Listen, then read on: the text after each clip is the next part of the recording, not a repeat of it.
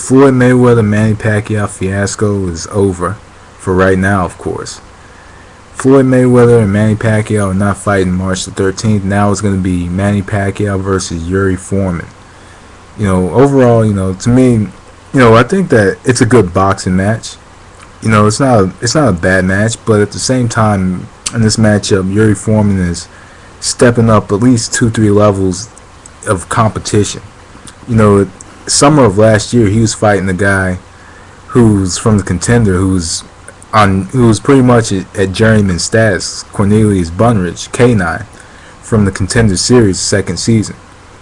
So, Yuri Foreman, this is a huge step up in class.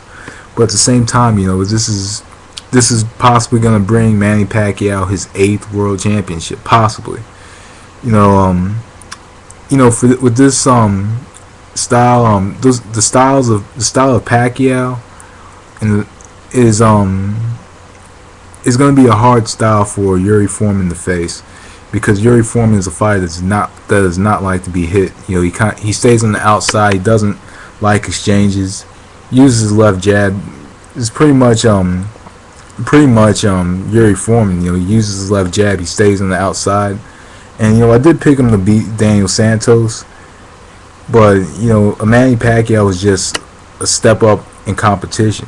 Daniel Santos was out for about a year, so that was my determining factor of him beating Daniel Santos, was the fact that he'd been out for a year.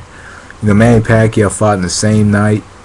I think he fought him on the same night, but at the same time, Manny Pacquiao is explosive. He throws a lot of shots, throws many shots, and Foreman's gonna get hit.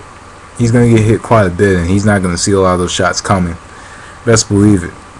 So, overall, honestly, I hope that this matchup is not on pay-per-view, because Yuri Foreman isn't really the name that you put on pay-per-view, especially if the networks like HBO, Showtime, and even Versus, don't air his fights. If he's, a guy that's a champion, that wasn't top 10 ranked when he was a champion. When he was a challenger. I think he is a top 10 ranked light middleweight now, but when, before he challenged for the title, he wasn't even top 10, on many ranking lists. So, overall, this is a big step up in competition, but at the same time, by no means is this a big pay-per-view fight. This could be a top-ranked pay-per-view, of course, because, Bob Arum does do a very good job of putting his pay-per-views together. So, I think it's going to be on pay-per-view, top-ranked or HBO pay-per-view, one or the other. But this doesn't really make me think pay-per-view when I think of it.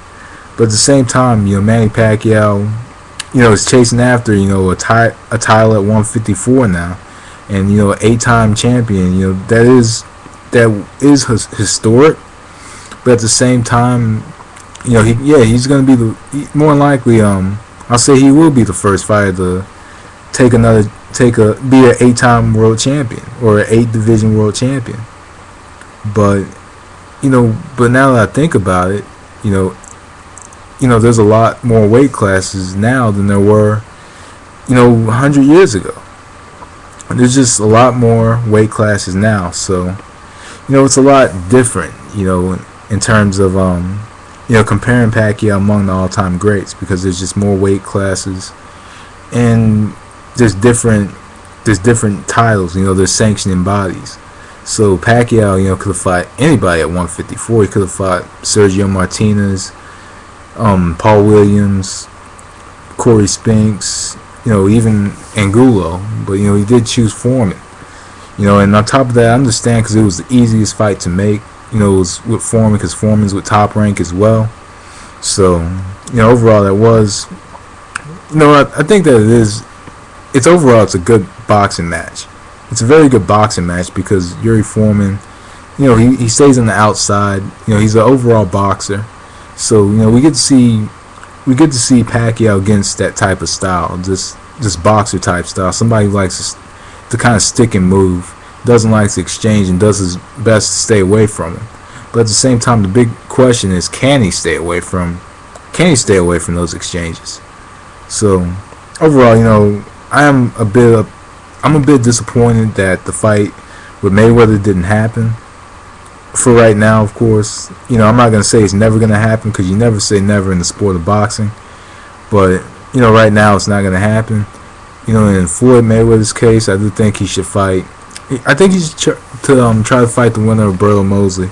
Right now, Burrow Mosley, that could be the easiest fight for them to make. Is the winner of Burrow Mosley, especially if Shane Mosley wins, because it's another easy fight to be made as far as coming to terms. The only problem may be money with Shane Mosley. I think Shane Mosley will. Agree to a cut, possibly, unless he's the unified champion. And Lou DiBella represents Andre Berto, so we know DiBella has a working relationship with Golden Boy Promotions, especially getting the rematch with Malignaggi and Diaz. So Mayweather, I do think he should fight the winner of that, or even Paulie Malignaggi. That's a very entertaining bout. It's entertaining when you think of the build up to that fight, because you got two trash talkers, two slick styles, two guys that counter, and two defensive minded fighters. Two elusive fighters. So that's intriguing. That's very intriguing to me, because it's kind of like, who talks the most trash, who has the most skill, this, that, and the other. So that's a good matchup as well. It's a good matchup, but at the same time, it feels like a mismatch, because I mentioned in a previous video that Malignaggi has no right hand. He kind of just wings out that right hand. So basically Floyd's fighting, a one-handed fighter. And on top of that, Malignaggi's probably going to have to move up. It's probably going to have to move up in weight to do this fight. So a lot of skeptics are going to be on Mayweather again, saying, hey, he's fighting another smaller fighter, this, that, and the other. But then again, Paulie Malignaggi, is, welterweight is like 141 to 147 pounds. So, Malignaggi, Mayweather isn't too much of a small man type matchup like a lot of boxing observers talk about. He's at least, he's not fighting a guy that's 135 pounds and having to move up, because light welterweights, most of them move up to welterweight anyway. So it's nothing to me. My only problem is this is just this, the fight not happening. That's what I'm disappointed about. I wish that they could have come to terms, and the mediator could have helped make this fight happen, because apparently both sides wanted the fight to happen, especially if they had to get a mediator to try to come to terms for this fight. So anyway, the fight's not happening. Pacquiao is going to fight Foreman on March 13th, and Floyd Mayweather, I'm not sure who he's fighting, but I will provide a link to the article, to the sidebar. But anyway, thanks for watching. That was Distance. Peace.